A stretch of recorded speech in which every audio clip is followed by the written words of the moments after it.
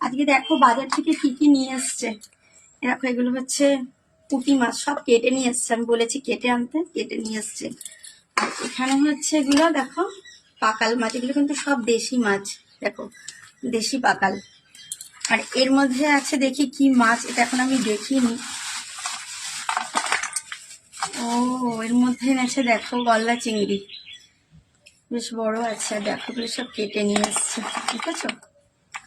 তো আজকে অনেক কিছুই রান্না হবে, এখনো ঘরে আর এক রকম আইটেম আছে, তোমাদের ঘরে গিয়ে দেখাচ্ছি। এখানে আগে মাছগুলো ধুয়ে নিয়ে যাই, মাছগুলো এখানে ধুতে এসছি, কারণ বাইরে বসে ধুলে না ভালো ধোয়া হয়ে যাবে, আর ঘরের মধ্যে তো ভালো অতটা হয় না।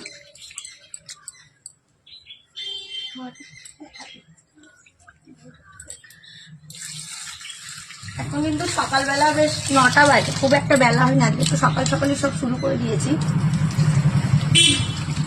সকাল সকাল শুরু করেছি। আর এই পাকাল মাছ দেশি তো, এই পাকাল মাছ কিন্তু খেতে খুব ভালো লাগে, আমরা তো খুব ভালো খাই। তোমরা কে কে এই মাছগুলো খাও জানিও কিন্তু, এই মাছ খুব ভালো লাগে খেতে, আমার তো ভীষণ প্রিয়। এই মাছগুলো দিয়ে আজকে কি কি রান্না করব সেগুলো তো তোমাদেরকে জানাবো। আর এই দেখো মাছের গন্ধে বিল্লি এসে গেছে, ওই দেখো, এই ম্যাও ম্যাও, এই চলে যা। মাছের গন্ধে আর থাকতে পারিনি, চলে এসছে। এবার আমি এখন এগুলো পরিষ্কার করে স্নান করে তারপরে চানে যাব। স্নান করে দেখো রান্নাঘরে তো চলে এসেছি, কিছু কিছু রান্নাও হয়ে গেছে মাছ। আর এই দেখো এখানে রয়েছে মাটন, তো আজকে মাটন রান্না করবো।